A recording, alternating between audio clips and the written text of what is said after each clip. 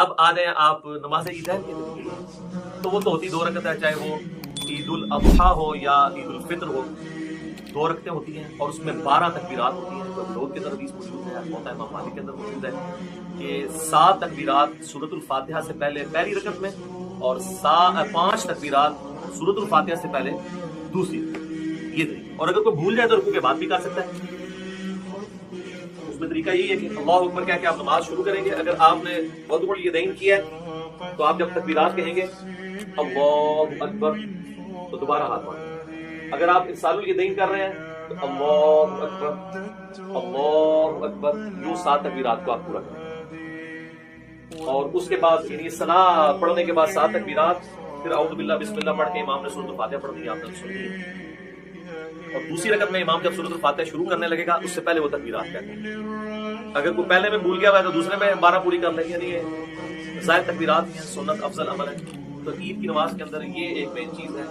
اور عید کی نماز جمعے کی طرح دن کی نماز ہونے کے باوجود جہری، ویسے دن کی جتنی نمازیں ہیں وہ سرن لہزور ہے، جمعے کی بلند آواز سے ہوتی ہے، اور عید کی بھی اگرچہ دن کی نماز ہے لیکن وہ جہر ہے۔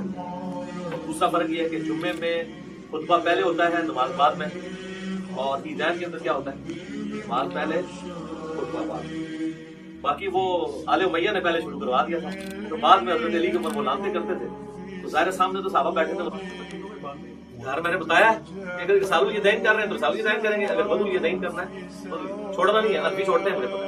ہاں وہ میں نے کلیئر کر دیا کیا کرنا ہے، اس لیے اس کو مزید کلیئر کر دیا۔ عید کی نماز کے اندر ہمارے حنفی بھائیوں کے اندر یہ چیز موجود ہے کہ وہ ارسال الیدین کرتے ہیں، اور آخری دفعہ جب وہ تکبیر کہتے ہیں، خیر وہ 12 تکبیریں تو کہتے بھی نہیں، وہ 6 تکبیریں کہتے ہیں، تو اس کو باندھتے ہیں۔ تو ٹھیک ہے یار، کسی بہانے جو سال بعد یا رفع دین کر رہے ہیں کرم دو۔ شکر ہے کہ وہ جو گھوڑوں کی دموں والا انہوں نے ایک تماشا لگایا ہوا تھا، اور وہ کہتے تھے وہ بت رکھ کے آتے تھے، وہ ساری چیزیں ختم ہو جاتی ہیں۔ رفع الیدین نماز کا سکون برباد کرتا ہے، تو جس سال بعد وہ سکون والی نماز دی بے سکونی کرنے لگے نا، یعنی سنت کے مطابق عمل کرنے ہی لگے، تو کرنے تھے یار، بعد نہ کرا دیو کہ رفع الیدین والا عید قائم ہے تو ان کی ڈاکٹرین ختم ہے۔ وہ کہتے ہیں نماز کے سکون کو برباد کرتا ہے تو پھر ہر رفع الیدین کرے گا۔ وہ کہتے ہیں بس پہلا ٹھیک ہے، اس کے بعد جو ہے وہ برباد کرتا ہے۔ تو وہ قنوت وتر والا بھی رفع الیدین کرتے ہیں، وہ کرتے ہیں، ہم بھی کرتے ہیں۔ تو میں بتا رہا تھا کہ عید کی نماز کا جو پہلا خطبہ انہوں نے شروع اس لیے کرایا کہ بعد میں تو یہ بھیجتے تھے لانتے، تو لوگ بھیجتے تھے تو لانتے، اور میں نے یہ بخاری مسلم سے ثابت کی ہے کہ کیا سلسلہ شروع ہوا۔ تو کربلا ہر جگہ آئے گی، یہ آپ نے یاد رکھنا، کربلا سے آپ کی جان نہیں۔